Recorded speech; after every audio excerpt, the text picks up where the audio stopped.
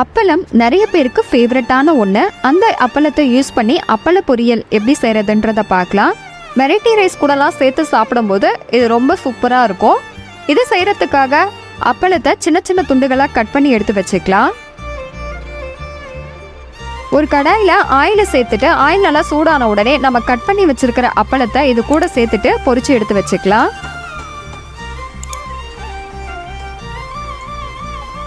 அதே கடாயில் ஆயிலை கொஞ்சமாக கம்மி பண்ணிட்டு 4 பல் பூண்டு 15 சின்ன வெங்காயத்தை பொடியாக நறுக்கி சேர்த்து வதக்கிக்கலாம்.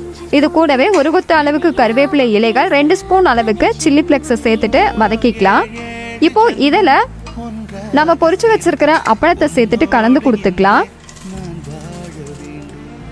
ஒரு பர்ஃபெக்டான டேஸ்ட்டில் அப்பள பொரியல் ரெடி. கண்டிப்பாக இதே மாதிரி நீங்களும் ட்ரை பண்ணி பாருங்கள். இதே மாதிரியான ரெசிபீஸ்க்கு லக்ஷராஸ் கிச்சனை ஃபாலோ பண்ணுங்கள்.